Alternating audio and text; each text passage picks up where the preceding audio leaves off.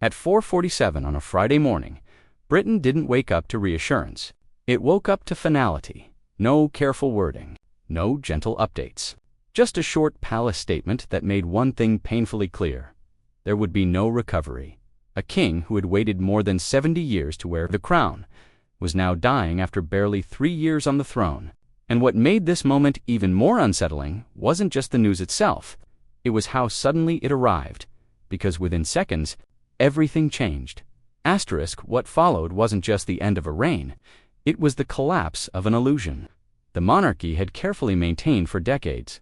The statement was only 29 words long, but each word carried irreversible weight. His Majesty's medical team has advised that treatment is no longer effective. The king is receiving end-of-life care. There was no softening language, no suggestion of stabilization, no room for interpretation. For royal correspondents accustomed to decoding carefully engineered phrases, the message was unmistakable. This wasn't an update. It was a countdown. What shocked many wasn't only what the statement said, but how it was released. No gradual sequence of health bulletins. No carefully staged preparation for the public. One moment, the official line was that the king was continuing treatment and managing his condition. The next, the palace confirmed what no one had dared to say out loud. The end was imminent, and while the nation was still asleep. Another machine had already sprung into motion, one designed for moments like this, within seconds of the statement's release. The BBC interrupted its early morning programming. The presenter paused briefly before speaking. Her voice faltered, not because she didn't understand the words, but because she understood them too well. Sky News activated full royal protocols almost instantly. Graphics prepared years in advance appeared on screen with unsettling speed. Across the Atlantic, CNN cut into primetime programming. Even anchors accustomed to royal drama paused, collecting themselves before speaking. The world wasn't simply receiving news. It was watching history unfold in real time. And that speed, the efficiency, felt almost obscene to some viewers. But outside the cameras and studio lights, something quieter and far more human was already happening. People began arriving at Windsor Castle. Not crowds yet, individuals. They came without announcements, without instructions, drawn by a feeling they couldn't fully articulate. Some stood in silence. Others wept openly. An elderly woman, who had waited more than 15 hours to view Queen Elizabeth's coffin months earlier, stood at the gates, shaking her head. "He waited his whole life," she whispered, "and they gave him barely any time at all." That single sentence captured what many were struggling to express. This wasn't just grief. It felt like injustice inside the royal family. The reality was even heavier, because they already knew what the public had just learned. Prince William had been awake since well before dawn. A call from Windsor's senior physician earlier in the night had warned him that his father's condition had deteriorated dramatically, but seeing the statement on his phone made it real in a way no medical update ever could. Father wasn't declining someday. He was dying now.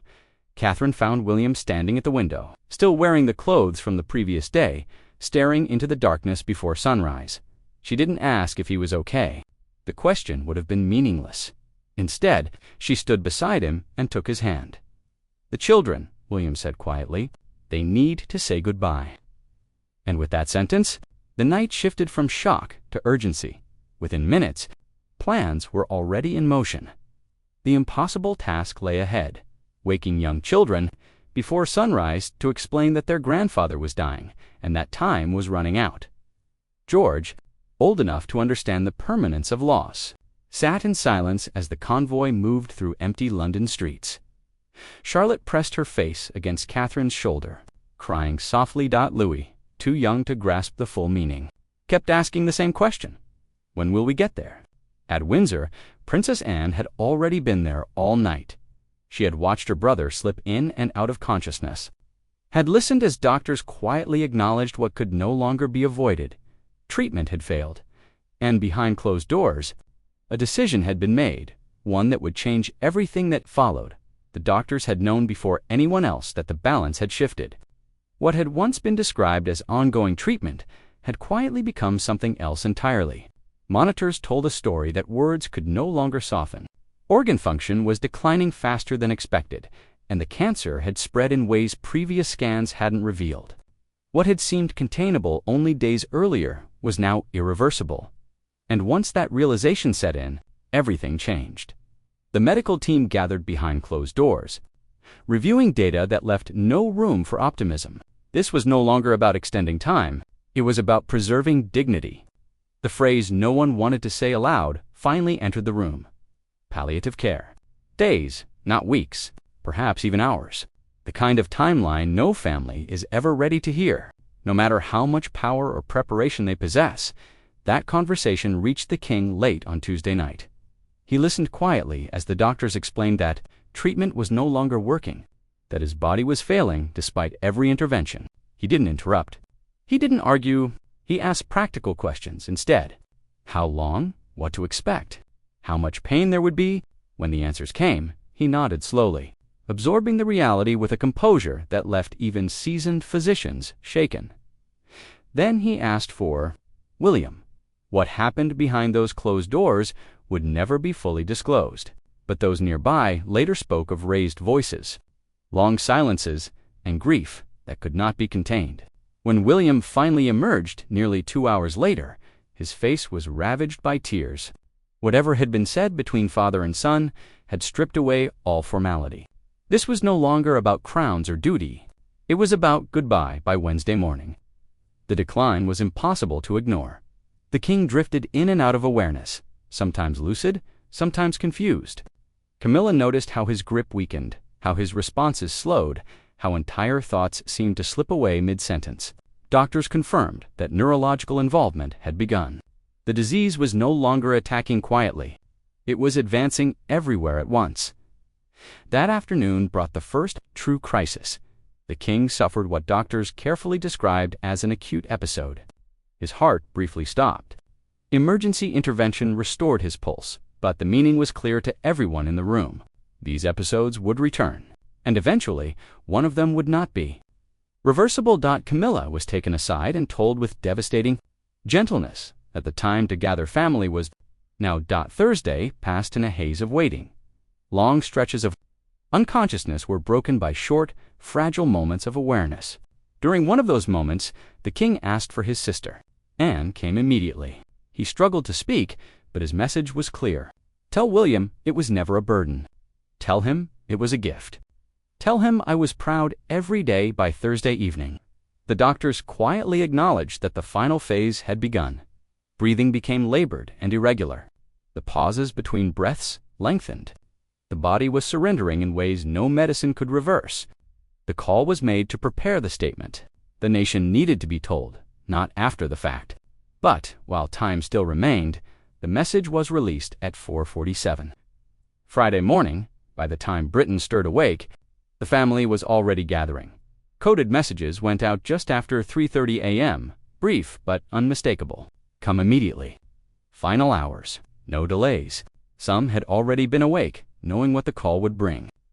Others answered in stunned silence, understanding before words were spoken that there would be no second chance. William was already on the move. The drive to Windsor felt both endless and terrifyingly short. Inside the car, no one spoke much. George sat rigid, trying to appear strong in a way only children who sense responsibility to early attempt. Charlotte had grown quiet, retreating into herself. Louis asked questions no one could fully answer. Catherine responded with careful honesty, choosing truth over false comfort. Sometimes, bodies become too sick for medicine to fix. Now we go to be with him at Windsor. The room had been transformed. Monitors hummed softly. Lights were dimmed. Chairs were arranged close to the bed, not for efficiency, but for closeness. Camilla sat beside her husband, holding his hand, speaking softly even when there was no response. Presence was all that remained to offer, and she gave it without leaving his side. When William arrived, the king's eyes opened.